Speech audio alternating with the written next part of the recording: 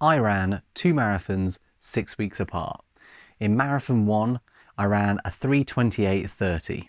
In marathon 2, I ran using power as my guide and ran a 3:19. So how do you run a marathon just using power, and can it really make you run faster? Step 1 is to calculate your power zones. Before you can pace using power, you need to know what your power zones are. Now you can calculate this in 2 ways. You can find your power zones by doing a functional threshold power or FTP test. This test involves a 3-minute hard run and a 9-minute hard run. And I'll link to a video below in the description. I've done 2 now, FTP power tests, so you can watch that video to see exactly what you need to do. Or you can look at your runs where you've been holding your goal marathon pace for extended intervals, like a 3K interval or a 5K interval.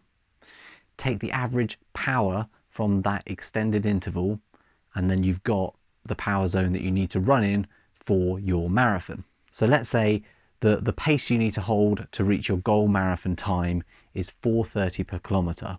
And out on the road, that equals about 300 watts. Well, 300 watts is the average power that you'll need to hold in order to hopefully tick along at about 4:30 pace. Now, obviously, you do need to make sure that the elevation and the terrain that you're running on are the same or roughly the same in order for that power and pace number to cross over to your goal race. Step 2 is to plan your race. So once you have calculated your power zones, you can plan your race accordingly. You can use a power meter or a GPS watch like the Chorus Pace 2 that is capable of measuring power output to monitor your power during the race. Now, the most obvious strategy is to know the number that you need to hold. Let's go back to our 300 watt example and just tick along at that number for the entire race. But what I like to do is run in a power window. So if we take that 300 watts as our example again, I would allow myself to drift 15 watts above and maybe 15 watts below that target number. What this enables you to do is manage the effort that you may come across on any inclines or any surges, and equally conserve energy on any downhills as well. Step number 3 is to start conservatively. Now, one of the best things about running with power is that it just takes all of the other variables out of the equation. So what you can make sure you try and do is just begin a little bit under that target power number. So your 300 watts. Work in the lower end of that window at the start of the race, build into it before trying to stay more at that target power, and then hopefully you should have enough left in the tank at the end to move up through the gears and hit slightly above your target power. Step 4, most importantly, is you need to race the race and you need to monitor your power output throughout the race.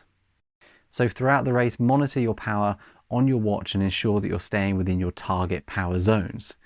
If you find that you're exceeding your target power, then you may need to slow down to avoid burning out. The way I have my watch set up is I show my 3-second power number, I have the distance, I have the time I've been running, and the smallest screen on my watch is my average pace. And that is just to give me that cross-reference that I am roughly on track for my target marathon finish time. Step 5, adjust your power if needed. If you're finding the race more challenging than you anticipated, you may need to adjust your pace accordingly. So this may involve reducing your power output slightly or readjusting your race goals. We know that no matter how well you've prepared and how meticulously you've trained and planned your race, the marathon is a tough beast, and sometimes the day just doesn't go your way. Step 6, finish strong.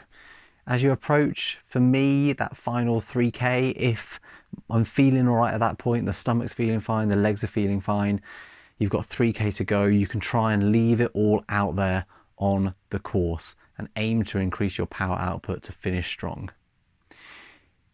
If you fueled properly and you've paced it well, then you should hopefully have the strength to push harder for the last few kilometers.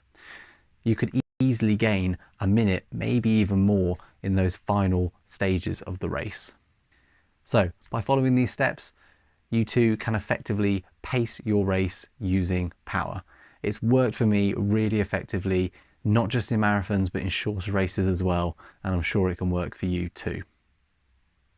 Thank you for tuning in. Thank you for watching this video. If you are new here, be sure to drop a comment below and let me know whether or not you have been using power in any of your races, and get out the door every single day, and I will see you in a new video soon.